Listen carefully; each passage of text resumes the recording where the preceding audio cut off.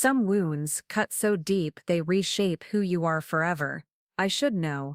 I've spent 32 years in the military, leading soldiers through combat zones, making life or death decisions, earning every star on my shoulder through blood, sweat, and sacrifice. But nothing prepared me for the email that arrived on a Tuesday morning in March, when my own son decided I wasn't worthy of standing beside him on the most important day of his life. Before I tell you how a retired colonel reminded a spoiled brat exactly who he was dealing with, you need to understand that respect isn't given, it's earned. And sometimes, when someone forgets that lesson, you have to teach it all over again. I'd love to know which corner of the globe you're watching from. And if this story speaks to you, make sure to subscribe. Tomorrow's video is one you absolutely can't miss.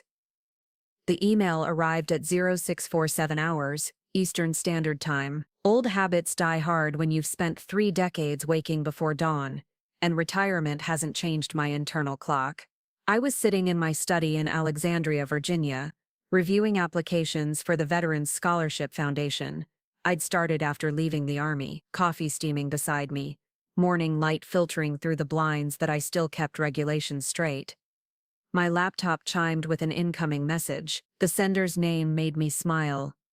Initially, Lieutenant Andrew Mitchell, my son, though he'd earned that rank through his own merit in the Air Force, not because of my influence. I'd made damn sure of that. The subject line read, "Wedding Update." Important. I clicked it open, expecting details about catering choices or venue logistics.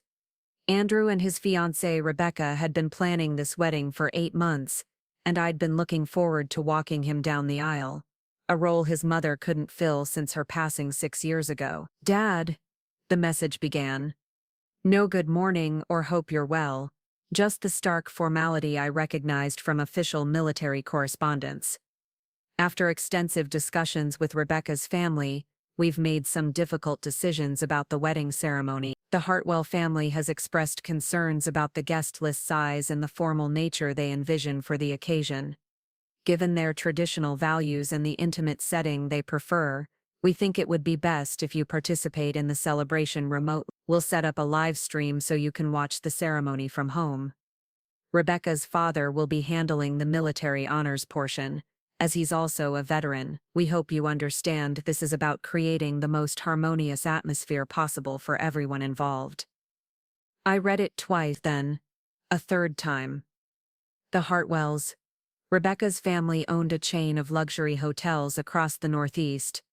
Old money, the kind that whispered instead of spoke and measured worth in country club memberships rather than Purple Heart. I'd met them exactly twice, once at Andrew and Rebecca's engagement party, where her mother Vivian had spent the evening correcting people's pronunciation of canapé, and once at Sunday brunch where her father Charles had pontificated about the changing demographics of their Connecticut neighborhood. They'd been polite enough to my face, but I'd caught the subtle condescension, the way Vivian's eyes had lingered on my dress uniform at the engagement party, as if she couldn't quite place why someone was wearing military decorations to a social function. The manner in which Charles had mentioned his brief stint in the National Guard during Vietnam, a 6-month desk job in Alabama while I was dodging mortar fire in the Mekong Delta. But this wasn't about them. This was about Andrew. My son, who I'd raised alone after Sarah died, who I'd driven to baseball practice and piano lessons between deployments, who'd called me every week during his first deployment to Afghanistan, seeking advice not about military tactics, he was learning those just fine, but about leadership, about earning respect, about honoring the uniform. And now he was telling me to watch his wedding on a computer screen, because his future in-laws found my presence somehow disruptive to their vision of harmony. I closed the laptop and walked to the kitchen window. The neighbor's dog was barking at a delivery truck. Miss Patterson was tending her roses, the same ones she'd been fussing over since I'd moved to this house 7 years ago. Normal suburban morning activities while my world quietly imploded. My phone buzzed. A text from Andrew. "Did you get my email? Need to know ASAP about numbers for the catering count." I stared at the message. No follow-up asking if I was okay, no acknowledgement that he'd just disinvited his father from his wedding. Just logistics. I typed back. Received. Will adjust accordingly. 3 words. In the military, we called it keeping your powder dry, maintaining composure while you assessed the tactical situation. My phone rang immediately. Andrew's name flashed on the screen. I let it go to voicemail. Then it rang again. This time I answered. Colonel Mitchell. Dad, come on, don't use the voice with me. Then don't treat me like a subordinate who needs to be managed. Silence on the other end. Andrew wasn't used to pushback from me. In the years since his mother died, I'd been careful not to burden him with my own needs, my own disappointment. He was building his career, finding his way in the world. I'd been the supportive father, the reliable constant. Look, he said finally, I know this isn't ideal, but Rebecca's parents are paying for most of the wedding. They have certain expectations. What kind of expectations require excluding the groom's father? It's not about excluding you. It's about keeping things low-key. They prefer smaller, more intimate gatherings. How many people are attending this intimate gathering? Another pause. About 200. I felt something cold settle in my chest. 200 people, but not me. Dad, please don't make this harder than it already is. I'm not making anything hard, Andrew. I'm trying to understand how I went from being invited to your wedding to being offered a live stream in the span of one email. Rebecca's family, they have different ideas about military traditions. They think it might overshadow their celebration. Military tradition, as if my 32 years of service, my Bronze Star, my tours in Iraq and Afghanistan were somehow too flashy for a hotel ballroom in Connecticut. I see, I said. And what did you tell them about these traditions? I told them you'd understand, that you're flexible. The word hung in the air like smoke from a battlefield. When did you become ashamed of what I do, Andrew? I'm not ashamed. Then why are you hiding me? I'm not hiding you. God. Dad, why do you always have to make everything about the military? Everything about the military. As if the uniform I'd worn with pride for 3 decades was just a costume I'd put on for attention. As if the men and women I'd led, the missions I'd completed, the sacrifices I'd made, including missing his high school graduation for a deployment to Kandahar, were somehow trivial. When's the last time you visited your mother's grave? I asked quietly. What does that have to do with anything? Answer the question. I don't know. A few months ago. I go every Tuesday. Have you ever wondered why I chose Tuesday? He didn't respond. Because Tuesday was the day she died, while I was in Baghdad, and Tuesday was the day I came home to a 16-year-old boy who needed his father more than the army needed another colonel. Every Tuesday for 6 years I've gone to her grave and told her about your accomplishments, your promotions, your engagement. I was looking forward to telling her about your wedding. Dad. Now I get to tell her that her son decided his father's presence might overshadow his big day, that 32 years of military service is somehow embarrassing to his new family. You're being dramatic. Dramatic, the final nail in the coffin of our conversation. Copy that, Lieutenant, I said, using his rank deliberately. Message received and understood. I hung up before he could respond. The house felt different suddenly. Smaller, like the walls were closing in on decades of memories I'd carefully preserved. Andrew's Little League trophies on the mantel, his academy graduation photo next to Sarah's portrait, the flag from her funeral, folded in the triangle that had taken me 6 months to learn to fold properly because I'd wanted to do it myself, wanted to honor her service as a military spouse. All of it felt tainted now by the knowledge that the boy I'd raised to respect honor and duty had just chosen social climbing over his own father. I walked to my office and opened the bottom drawer of my desk. Inside was a leather portfolio I hadn't touched in 2 years. My military contacts, phone numbers and email addresses for every officer I'd served with, commanded or befriended over 3 decades of service, generals who'd been lieutenants under my command, colonels who'd served beside me in 2 war zones, sergeants major who'd trusted me with their lives and the lives of their soldiers, men and women who understood that respect wasn't negotiable. Who knows the difference between earning your place and buying it? A lot of love and effort went into bringing this story to life. If you're enjoying it, We'd be so grateful if you'd subscribe to our channel. Now, back to where we left off. I pulled out my phone and scrolled through my contacts until I found the name I was looking for. General Patricia Morrison, currently serving as Deputy Chief of Staff for Operations at the Pentagon. She'd been a captain when I'd recommended her for promotion during our deployment to Iraq. Now she was 2 stars and climbing. The phone rang twice before she answered. Frank Mitchell, you old warhorse. Please tell me you're calling with good news. Pat, I said, I need a favor. Frank Mitchell, you old warhorse. Please tell me you're calling with good news. General Patricia Morrison's voice carried the same authority it had 15 years ago when she was Captain Morrison.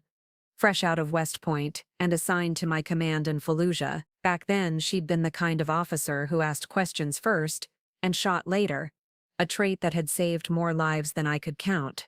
Pat, I said, settling into my desk chair, I need a favor. Name it. After what you did for my career, I owe you about 20. I'd recommended her for the Medal of Commendation after she'd successfully negotiated the release of 3 captured soldiers using nothing but tactical brilliance and unshakable composure. The recommendation had fast-tracked her to major and set her on the path to her current 2-star position. My son Andrew is getting married next weekend. Air Force Lieutenant, stationed at Dover. Congratulations. That's wonderful news. He just disinvited me, says his future in-laws. Think my presence might overshadow their celebration. The silence that followed was the kind I remembered from briefing rooms when someone had just announced devastating intelligence. Come again? Her voice had shifted to the tone she used when someone was about to receive a career-ending reprimand. I explained the email, the Hartwell family's concerns about military traditions, Andrew's spineless capitulation to their demands. With each detail, I could practically hear Pat's blood pressure rising. So let me understand this correctly, she said when I finished. A decorated colonel who served 3 combat tours is being excluded from his son's wedding because some Connecticut hotel magnates think military honor is gauche. That about sums it up. And your son went along with this? Enthusiastically. I heard papers rustling on her end. Where's this wedding taking place? The Hartwell Grand Resort in Greenwich. Next Saturday, 1400 hours. More rustling. Frank, I'm looking at my calendar. Interesting coincidence. I'm scheduled to be in New York next weekend for the Veterans Foundation Gala. That's what, 30 minutes from Greenwich. About that? Yes. And you know what else is interesting? I've been meaning to visit some old friends from my Iraq deployment. Major General Thompson is commanding the 1st Infantry Division at Fort Hamilton now. Colonel Sarah Chen just got back from Afghanistan and is working at West Point. Seems like a perfect opportunity for a reunion. I felt the first stirring of something that wasn't quite satisfying but wasn't far from it either. That does sound like a meaningful reunion. Oh, it would be. Very meaningful. The kind where we might want to pay our respects to fellow veterans, show support for military families. You know how important traditions are to us. They are indeed. I'll make some calls, see who else might be in the area next weekend. After we hung up, I sat in my study for a long time, watching dust motes dance in the afternoon sunlight. What I was setting in motion couldn't be undone. But then again, neither could Andrew's betrayal. My phone buzzed with a text from my daughter-in-law to be, Colonel Mitchell. I heard about the change in plans. I'm so sorry. I tried to talk to Andrew, but he says it's what's best for everyone. Rebecca. 26 years old, Georgetown MBA, working for her father's company. I'd liked her from the moment Andrew introduced us, sharp, ambitious, but with a warmth that reminded me of Sarah. The fact that she was reaching out now told me everything I needed to know about where this decision had really originated. I texted back, not your fault, Rebecca. Family dynamics can be complicated. Her response came immediately. It's not right. You should be there. I will be. I typed, then deleted it. Instead, I sent, take care of my son. The next morning, I drove to Arlington National Cemetery, Section 60, where Sarah was buried alongside other military spouses, who'd given their lives to service in their own way. I'd bought the plots side by side 15 years ago, knowing that someday I'd join her there. I knelt beside her headstone and told her about Andrew's email, about the Hartwells, about the choice our son had made. The words came easier here where judgment felt impossible and love felt permanent. I don't know if I'm doing the right thing, I said aloud, not caring if other visitors thought I was crazy. But I can't let him learn that abandoning family is acceptable, not when you sacrificed so much for him to become the man he is. The wind picked up, rustling the small American flag I'd placed beside her headstone. For a moment, it felt like an answer. My phone rang as I was walking back to my car. Unknown number with a New York area code. Colonel Mitchell? This is Brigadier General James Rodriguez. Pat Morrison suggested I give you a call. Rodriguez. I knew the name, Bronze Star recipient, 2 tours in Afghanistan, currently commanding the Military Academy's Department of Behavioral Sciences and Leadership. General Rodriguez. What can I do for you?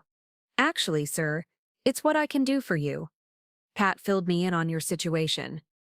I have to say, as someone who's dedicated his career to teaching future officers about honor and integrity, this hits close to home. I appreciate that. I'm calling because I have 18 West Point cadets who are conducting a leadership exercise next weekend. Character development through community service. They're supposed to attend a civilian event and practice representing the Army with dignity and professionalism. I stopped walking. Go on. Well, it seems to me that attending a wedding celebration would be perfect practice. Show support for a fellow officer's family milestone. What better way to demonstrate military values? That's an interesting training opportunity, isn't it? And here's the thing about cadets. They're so enthusiastic about their service. Sometimes they get excited and invite their instructors to observe their performance. You know, for evaluation purposes.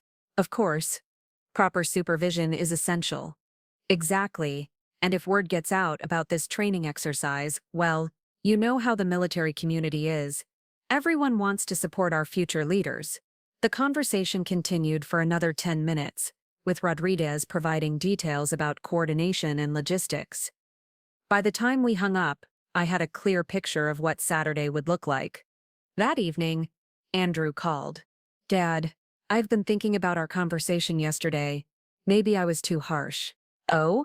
I mean, I still think the live stream is the best option for everyone, but I wanted you to know that it's not personal. It's just complicated family politics. Complicated family politics. As if choosing between your father and your future in-laws was some kind of diplomatic negotiation. I understand, Andrew. You do? He sounded surprised by my calm tone. Absolutely. Family politics can be very complicated indeed. Great. So we're good? No hard feelings? None whatsoever, I said, which was technically true. What I was feeling was much more complex than simple resentment. Perfect. I'll send you the live stream link on Friday. That won't be necessary. What do you mean?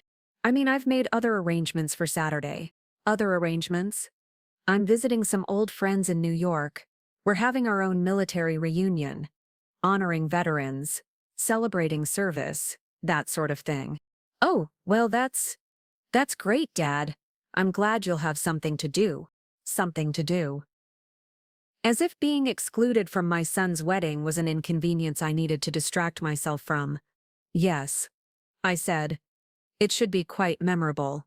After we hung up, I opened my laptop and began crafting an email. The recipient list grew as I added name after name. Marine colonels I'd served with in Helmand Province, Navy commanders from Joint Operations, Air Force generals who'd been captains under my command. The subject line read, Military Family Support Event, Greenwich CT. The message was simple. Fellow veterans, my son Lieutenant Andrew Mitchell, USAF, is celebrating his wedding next weekend at the Hartwell Grand Resort in Greenwich. While I won't be attending the ceremony due to family logistics, I know how much the military community values supporting our own. Any show of respect for a fellow officer's milestone would be deeply appreciated. I hit send and watched as the message went out to over 200 military contacts spanning 4 decades of service. My phone started ringing within minutes. The first call came from Colonel Marcus Williams, my former executive officer from the 2nd Brigade Combat Team. His voice carried that familiar mix of authority and barely contained amusement I remembered from our days coordinating airstrikes in Mosul. "Frank, you magnificent bastard. Did you really just mobilize half the officer corps for a wedding crash?" "I wouldn't call it a wedding crash, Marcus. More like a show of military family support." "Right. Support." I could hear him chuckling. "Count me in. I've got nothing scheduled for Saturday except paperwork, and this sounds infinitely more entertaining." The calls kept coming. By Thursday evening, my phone had become a communications hub for what was shaping into the largest impromptu military gathering in Connecticut history. Lieutenant Colonel Amy Foster from Fort Bragg was driving up with 3 other Special Forces officers. Captain Maria Santos was flying in from Camp Pendleton. Even Sergeant Major Tom Brady, retired, but still commanding more respect than most generals, was taking the train from Philadelphia. What struck me wasn't just the enthusiasm, but the stories each officer shared. Nearly all of them had similar experiences. Children who'd grown up around military culture but later distanced in sense from it. Spouses who didn't understand the commitment. Civilian families who saw military service as either quaint or embarrassing. Colonel Jennifer Hayes put it best. "Frank, this isn't just about your son anymore.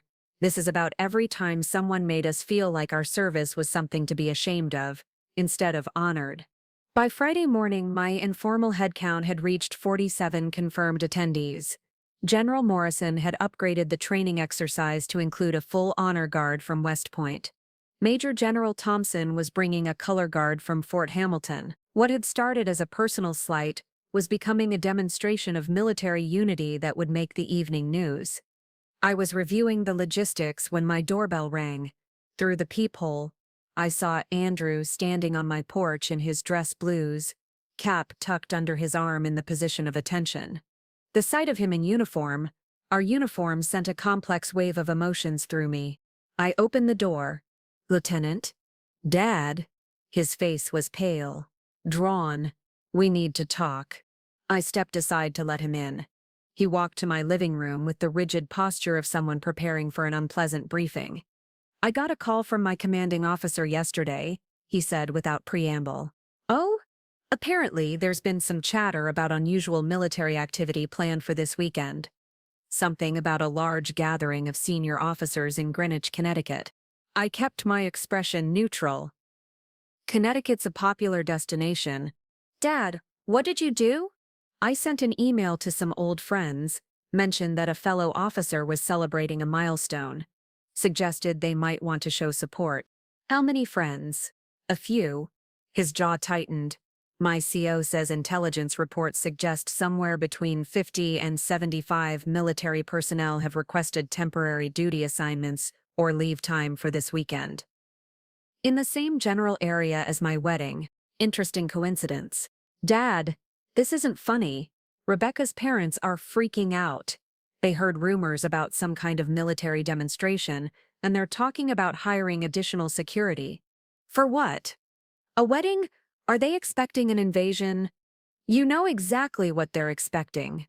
His voice rose, cracking slightly. "They're expecting you to show up with half the army and embarrass them in front of their friends." I walked to the window and looked out at Mrs. Patterson's roses. She was out there again, deadheading the spent blooms with surgical precision. "Tell me something, Andrew. When you were 10 years old and Jimmy Morrison was bullying you at school, what did I teach you to do?" "What does that have to do with anything?" "Answer the question." He sighed. "You said never start a fight, but always finish one. And that sometimes people need to understand there are consequences for their actions." I turned back to face him. The Hartwells started this fight when they decided a decorated veteran wasn't worthy of attending his son's wedding. I'm simply finishing it, but this will ruin everything. Rebecca's whole family will be there. Business associates, everyone who matters to them. "Everyone who matters to them," I repeated. Interesting phrase. Where do I fit in that hierarchy, Andrew? That's not. You're twisting my words. Am I? Because from where I stand, it seems like you've made it very clear who matters and who doesn't. He ran a hand through his hair, destroying the perfect regulation style. What do you want from me, Dad? You want me to call off the wedding? Destroy my relationship with Rebecca? Thank my career because her family has traditional views? I want you to remember who raised you. I want you to remember that the uniform you're wearing right now represents something bigger than social climbing and country club politics. This isn't about the uniform. Everything is about the uniform, Andrew. Every choice you make reflects on the service. Every compromise you accept teaches people how to treat the military. And right now, you're teaching the Hartwells that veterans can be discarded when convenient. His phone buzzed with an incoming call. Rebecca's name flashed on the screen. I have to take this, he answered with strained cheerfulness. Hey, babe. No, I'm at my dad's now. Yes, I'm handling it. He walked into the kitchen for privacy, but I could hear fragments of the conversation. Rebecca's voice, high and stressed, mentions of her mother's hysteria, her father's threats to move the wedding to their private estate, something about military people not understanding proper social boundaries. When Andrew returned, his face had gone gray. Rebecca's parents want to elope instead. They're talking about flying to Bermuda tonight. That's their choice. Dad, please. I'm begging you. Call off whatever you've planned. I'll talk to the Hartwells about including you somehow. Maybe you could come to the reception. Maybe I could come to the reception. Like a consolation prize. Like a second-tier guest who might be tolerated after the important ceremony was finished. Andrew, let me ask you something. Do you know what I did the day you graduated from the Air Force Academy? You were there. You pinned on my bars. Before that, what did I do? He shook his head. I called every officer I'd ever served with who had children in the military. I told them about your accomplishment, your honor roll performance, your commission. I was so proud that for 3 hours, I did nothing but brag about Lieutenant Andrew Mitchell to anyone who would listen. His eyes began to fill. Now I get to call those same officers and explain why that young man decided his father wasn't good enough for his wedding. That's not. I never said, you weren't good enough. Then, what would you call it? The silence stretched between us like a chasm neither of us knew how to cross. The ceremony starts at 2 p.m. tomorrow, he said finally. Whatever you're planning, please don't let it hurt Rebecca. She doesn't deserve to be caught in the middle of this. Rebecca isn't caught in the middle. Andrew. She chose a side when she let her parents exclude me, just like you did. After he left, I sat in my study and pulled out a photo from my desk drawer. Andrew at 8 years old, wearing my old army helmet that was 3 sizes too big for him, saluting with serious concentration. Behind him, Sarah laughed at something off camera, her own military spouse pin gleaming on her lapel. I'd kept that photo on my desk through 2 combat deployments, 3 different duty stations, and 6 years of widowhood. It reminded me why I served, who I was protecting, what I was building. Tomorrow, that little boy in the oversized helmet would learn that actions have consequences, that respect isn't optional, that some lessons can only be taught the hard way. My phone rang one last time that evening. General Morrison. Frank, final head count is in.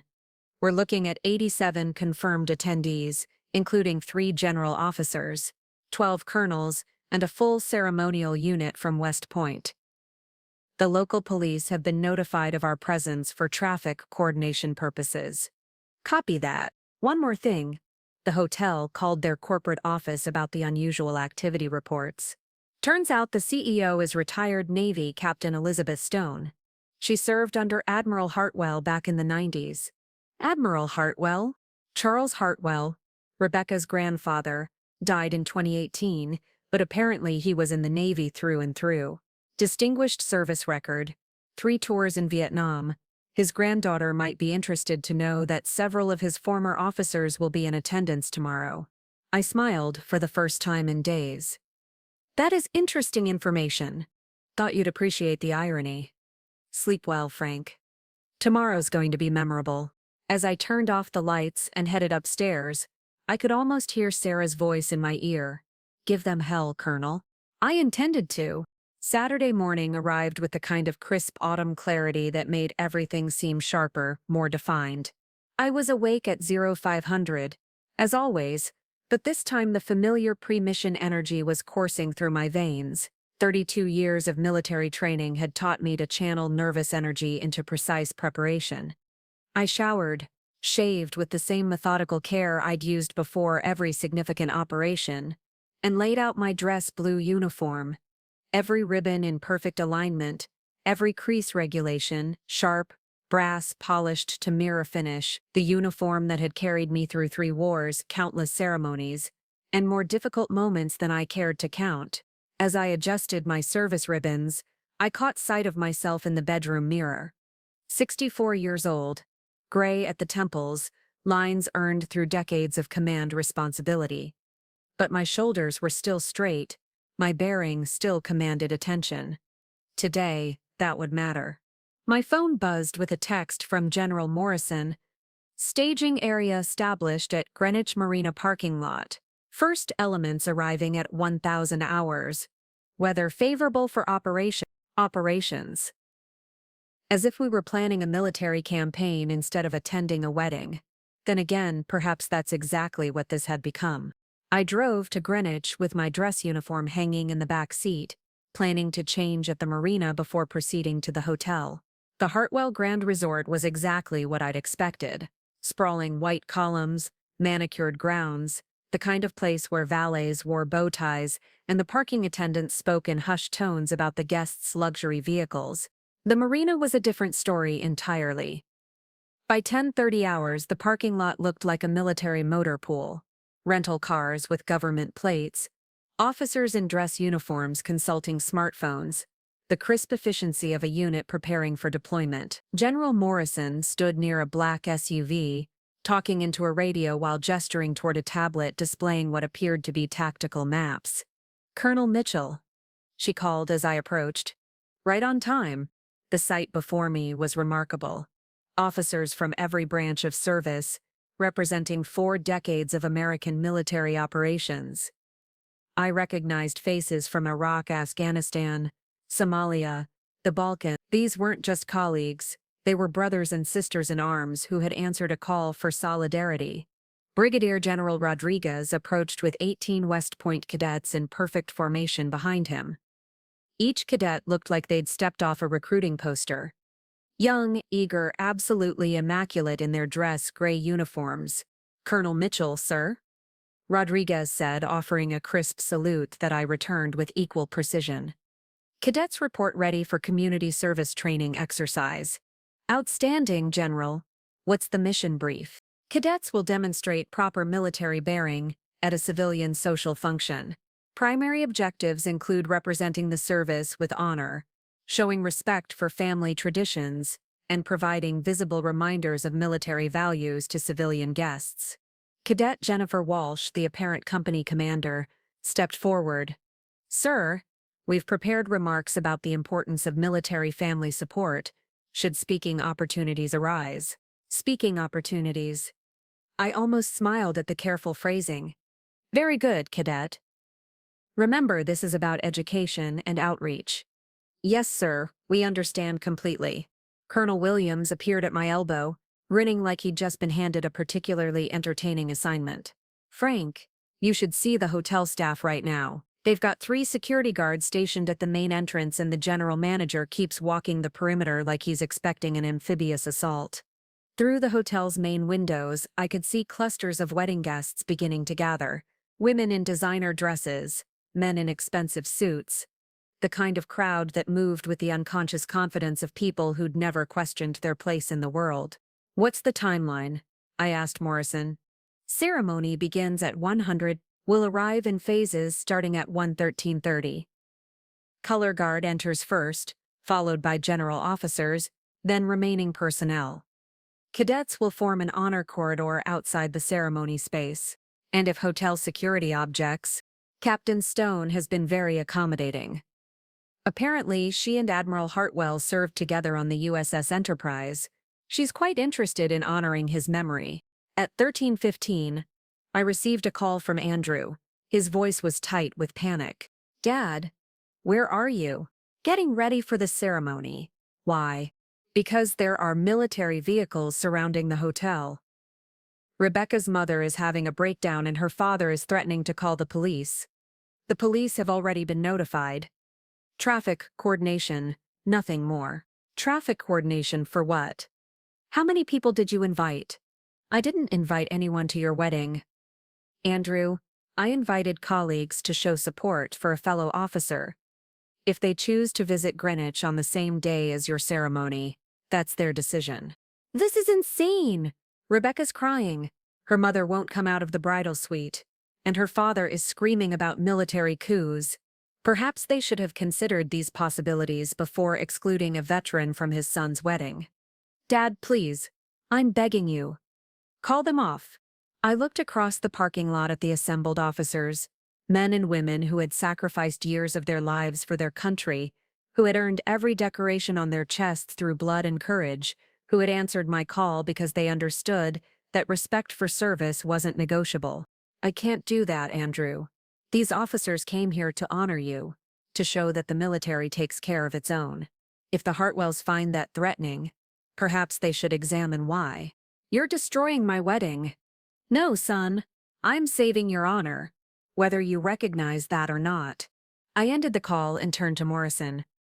General, are we ready to proceed? All units report ready, sir. Then let's show the Hartwells what military family support looks like.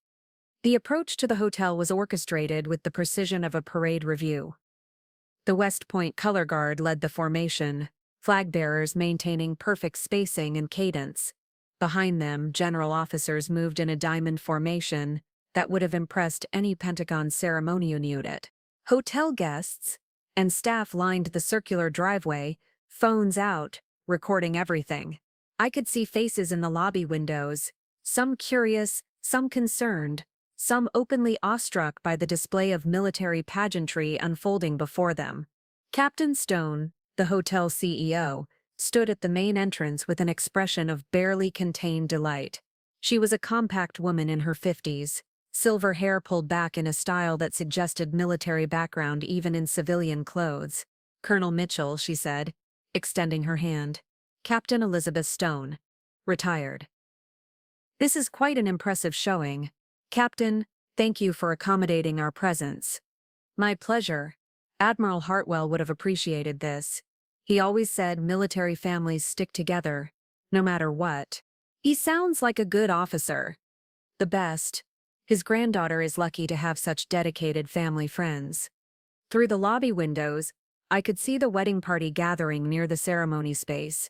Andrew stood near an altar decorated with white roses and gold ribbons, his dress uniform immaculate, but his face pale with stress. Rebecca appeared beside him in an elegant white gown, her expression caught between confusion and growing understanding. Charles Hartwell emerged from a side door, his face flushed with indignation. He marched toward Captain Stone with the aggressive posture of a man accustomed to getting his way through intimidation. Captain Stone, this is completely unacceptable. I specifically requested a private, intimate ceremony, not some kind of military circus. Stone's expression hardened. Mr. Hartwell, these officers are here to honor your daughter's wedding and your late father's service. I would think you'd appreciate the gesture. My father's service has nothing to do with this. This is about my daughter's special day being ruined by some disgruntled veteran's vendetta. The lobby fell silent. Every officer within earshot turned to stare at Charles Hartwell, who suddenly seemed to realize he'd just insulted 87 decorated veterans in front of witnesses. General Morrison stepped forward, her 2 stars gleaming under the crystal chandeliers. Mr. Hartwell, I'm General Patricia Morrison. I served under your father on the Enterprise. He was a remarkable officer who understood that military service creates bonds that transcend civilian social politics. Hartwell's mouth opened and closed without sound. Your father, Morrison continued, would be deeply disappointed to know that his family considers honoring veterans a vendetta rather than a tribute. Behind Morrison, The assembled officers began moving into formation. Not aggressive, not threatening, but with the unmistakable precision of people who had spent their lives following orders and commanding respect. The wedding guests in the lobby pressed against windows and doorways, mesmerized by the unfolding drama. Some were filming, others whispering, all clearly aware they were witnessing something unprecedented. Andrew appeared in the doorway to the ceremony space, Rebecca beside him. Her face showed a dawning realization as she recognized what was happening. Not an attack on her wedding, but a demonstration of the military family she was about to join. "Rebecca," I called across the lobby, "your grandfather would have been proud to see this day." She looked at her father, then at the assembled officers, then at Andrew. When she spoke, her voice carried clearly through the silent space. "He would have, wouldn't he? Grandpa always said the Navy was his real family." Charles Hartwell's face went from red to purple. "Rebecca, don't encourage this nonsense." But his daughter was no longer listening to him. She was looking at the men and women who had come to honor her wedding, understanding finally that she wasn't just marrying Andrew, she was becoming part of something larger, older, and infinitely more meaningful than country club politics. The ceremony was about to begin. The ceremony space at the Hartwell Grand Resort had been transformed into something that looked like a magazine spread. White silk draping, crystal chandeliers, enough flowers to supply a small funeral home, 200 chairs arranged in perfect rows, each occupied by Connecticut's social elite in their designer finest. What the wedding planner hadn't anticipated was the corridor of honor forming outside the main entrance.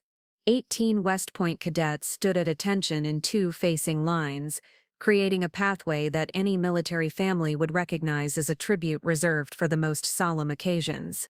I positioned myself near the back of the ceremony space, not intruding but impossible to ignore in my dress blues among the sea of civilian formal wear. Around me, other officers had taken strategic positions, not disrupting the carefully planned seating arrangements, but creating an unmistakable military presence that transformed the entire atmosphere. The wedding coordinator, a nervous woman in her 40s who kept checking her clipboard like it contained nuclear launch codes, approached me with trembling hands. "Excuse me, sir, but I don't have you on the guest list." "That's correct," I replied calmly. "I'm Colonel Frank Mitchell, Andrew's father." Her clipboard nearly slipped from her fingers. Is father?" But Mr. Hartwell said many things, none of which prevented me from attending my son's wedding. Before she could respond, the string quartet began playing the processional. The guests rose as one, turning toward the entrance where Rebecca appeared in her white gown. Her father Charles beside her looking like he'd aged 10 years in the past hour. But Rebecca wasn't looking at the altar. She was staring at the honor guard flanking her path. Young men and women who had chosen to spend their Saturday honoring a wedding they'd never been invited to, representing values that transcended social climbing and family politics. As she walked between the cadets, something remarkable happened. Each cadet executed a perfect crescent arms, raising their sabers in a ceremonial arch above her head. It was a gesture of respect typically reserved for military weddings, and the assembled guests gasped at the unexpected beauty of it. Rebecca stopped midway down the aisle, tears streaming down her face.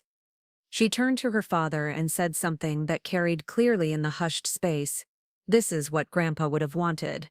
Charles Hartwell's face went through several colors before settling on a pale green that suggested imminent cardiovascular failure.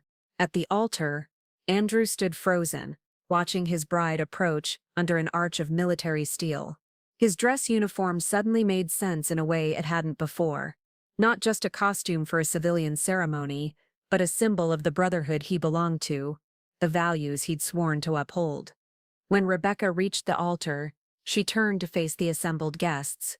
The officiant, a silver-haired Episcopal minister who'd probably married half of Greenwich society, looked uncertainly between the bride and the unprecedented military presence.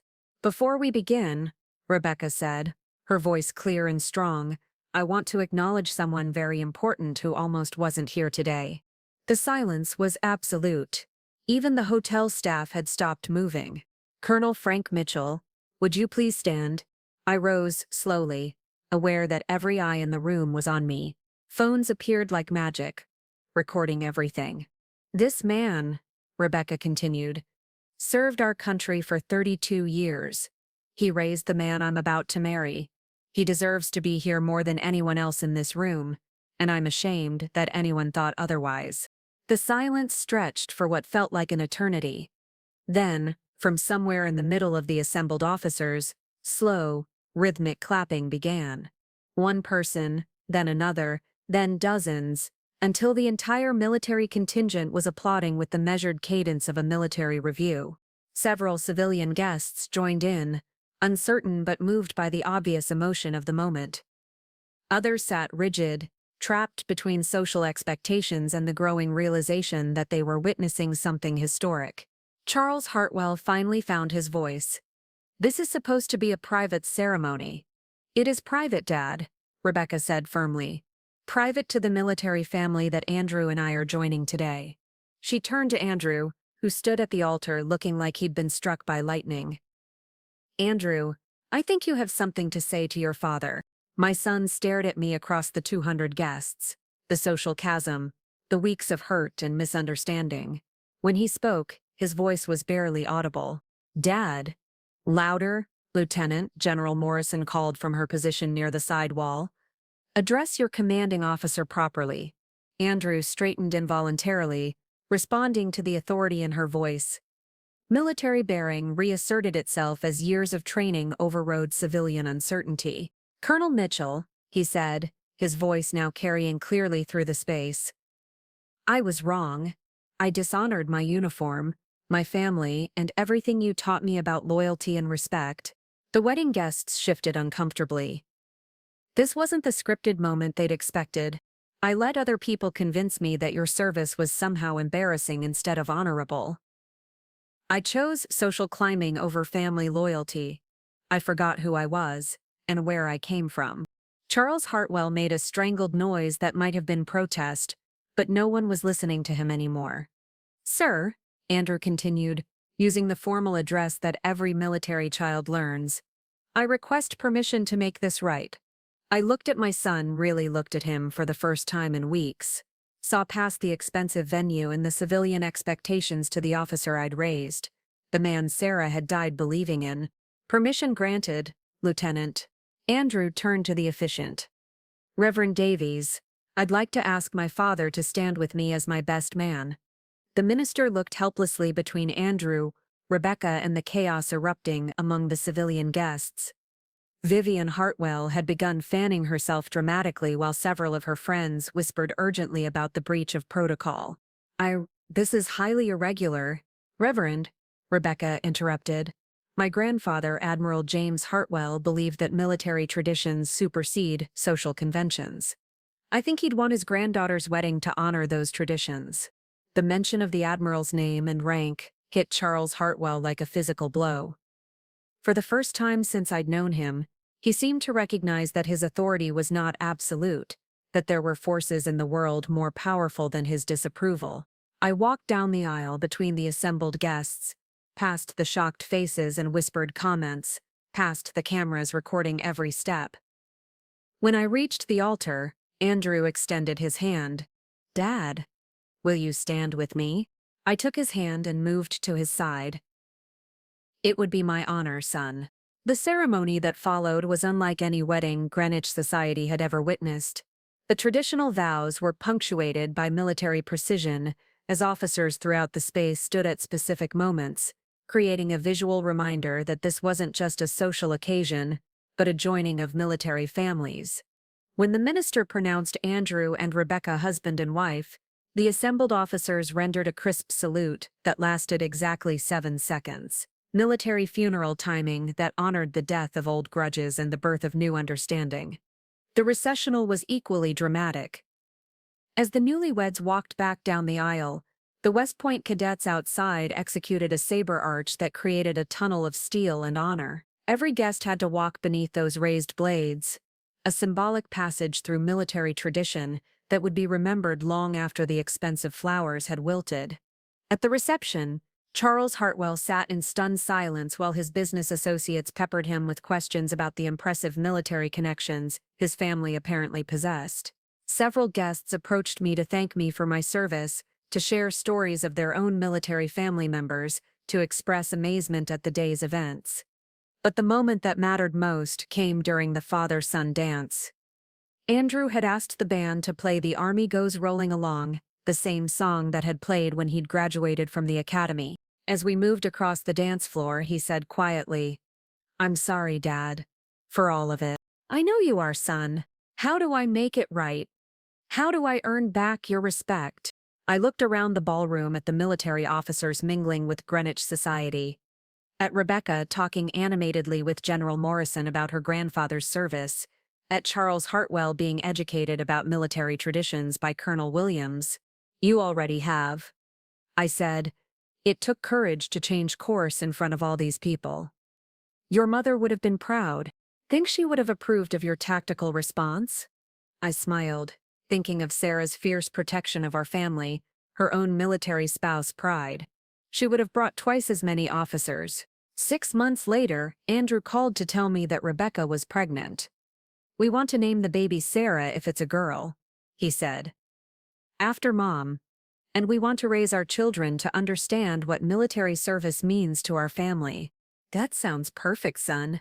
Dad, thank you for not giving up on me, for teaching me that some things are worth fighting for."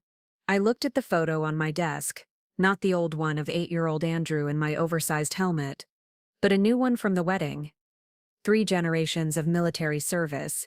Me in my dress blues, Andrew in his uniform, and Rebecca holding a folded flag that had belonged to her grandfather. That's what fathers do, Andrew. We stand our ground when it matters most.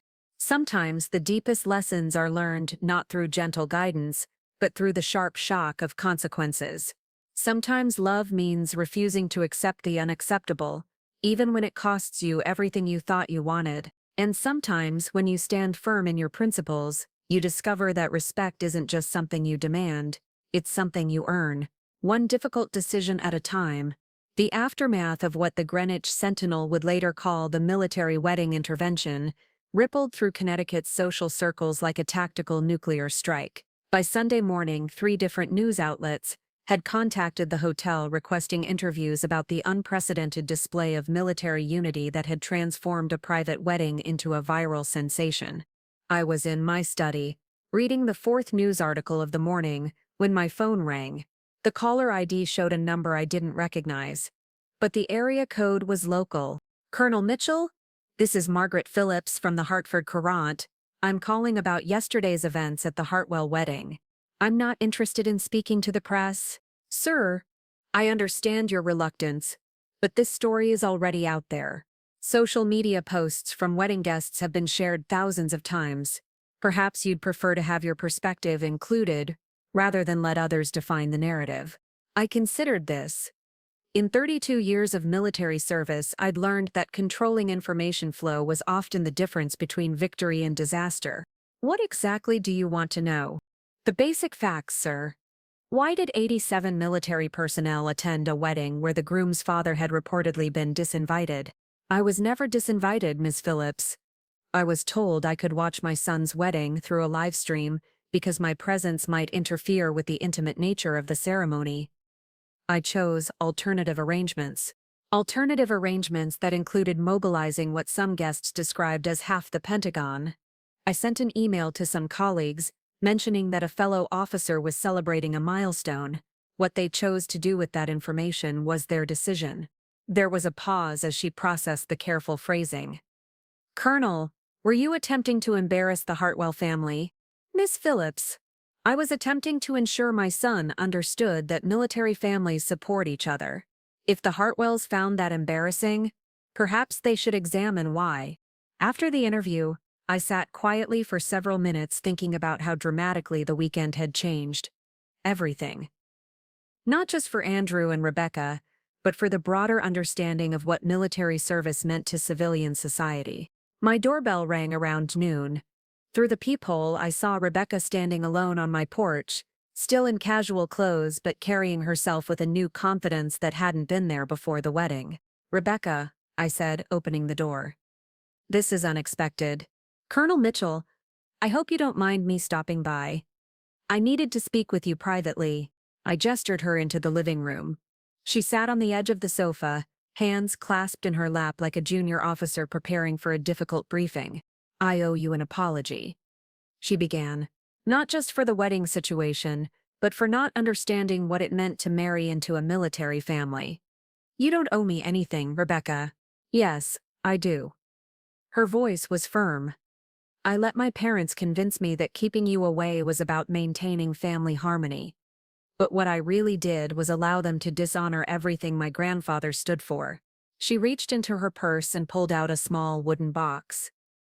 I brought you something. Inside the box was a set of navy wings, silver pilot's wings with the distinctive anchor and eagle design of naval aviation. These were my grandfather's, she said. From when he was a carrier pilot in Vietnam, my grandmother gave them to me when I graduated college, but I never really understood what they meant until yesterday. I lifted the wings from their velvet housing. They were worn smooth in places, the silver showing the patina of years in handling. Rebecca, these are priceless. I can't accept them. You're not accepting them, sir. You're being entrusted with them. Until Andrew and I have children who are old enough to understand their significance. The gesture hit me harder than any medal ceremony or promotion. This young woman, who 48 hours ago had been a stranger caught between family loyalties, was now offering me her most precious inheritance. Your grandfather would be proud of how you handled yesterday, I said. I hope so.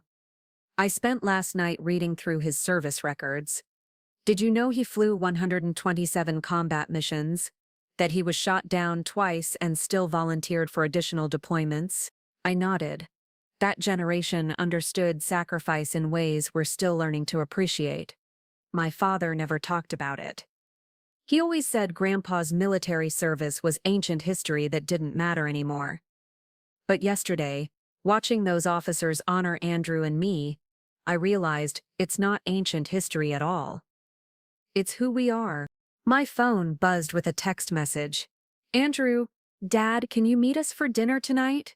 Rebecca wants to plan something special. I showed Rebecca the message. She smiled, the first genuinely happy expression I'd seen from her since this whole ordeal began. Andrew has some ideas about how to make up for lost time, she said. Starting with a proper military engagement party for the people who weren't invited to the wedding. That's not necessary. Yes, it is. We want to do this right. Honor the traditions, honor the service, honor the family we're building together. That evening, I met Andrew and Rebecca at a small restaurant in Old Town Alexandria, the kind of place where the waitstaff knew their regular customers and the walls were lined with military memorabilia from every branch of service. Andrew stood when I approached the table, a small gesture, but one that carried significance after the events of recent days. He was still my son, but he was also an officer who had remembered his training in respect and protocol. Dad, thank you for coming. Of course. As we ordered, Rebecca outlined their plans for what she called a redemption celebration. They wanted to invite all the officers who had attended the wedding, along with their families, for a proper military social function. We've already spoken to the VFW Hall in Arlington, Andrew said. They're willing to host it, and several of the officers from yesterday have offered to help with planning. And, Rebecca added, we want you to give a toast. About military family values. About what we learned from this whole experience. I looked at my son and his wife, seeing them clearly for perhaps the first time since they'd announced their engagement. Not as the confused young people who had prioritized social acceptance over family loyalty, but as a couple who had learned one of life's most important lessons, that respect earned through courage is more valuable than approval gained through compromise. I'd be honored to. 2 weeks later, the VFW Hall in Arlington was filled with military families celebrating what Rebecca had dubbed the real reception. The decorations were simpler than the Hartwell Grand Resort, red, white, and blue bunting instead of silk draping, American flags instead of imported flowers, but the atmosphere was infinitely warmer. General Morrison arrived early, bringing with her a 3-layer cake decorated with the insignia of all 5 military branches. for a proper military wedding reception, she announced, setting it on the head table with ceremonial precision. The West Point cadets who had formed the honor guard at the original ceremony were there in dress gray, along with their families. Several had brought their parents specifically to meet me, introducing me as the colonel who taught us about standing up for military families. But the most meaningful moment came when Charles Hartwell appeared in the doorway, looking uncertain and considerably humbler than he had 2 weeks earlier. Rebecca saw him first and walked over to greet him with a careful hug. "Dad, I'm glad you came. I wasn't sure I'd be welcome." "You're always welcome. As long as you understand what this family represents now." He nodded slowly, looking around at the room full of uniforms and military families. "I've been reading about your grandfather's service. I think I understand better now." During the toast, I spoke about the difference between earning respect and demanding it, about the bonds that hold military families together through deployments and danger, about the courage required to admit mistakes and change course. But I ended with something Sarah had told me years ago, during one of my more difficult command assignments. The measure of a person isn't whether they fall down, it's whether they get back up, learn from their mistakes, and do better the next time. Andrew and Rebecca had fallen down. They had made choices based on fear and social pressure rather than honor and family loyalty. But they had also gotten back up, acknowledged their mistakes, and committed to doing better. As the evening wound down and families began saying their goodbyes, Andrew approached me one final time. "Dad, I want you to know that Rebecca and I have made a decision. When we have children, we want them to grow up understanding military traditions, understanding service, understanding what it means to be part of something bigger than themselves. That's a good decision, son, and we want you to be actively involved in teaching them. Not just as their grandfather, but as their commanding officer." I smiled at the military terminology. I'd consider that an honor and a privilege.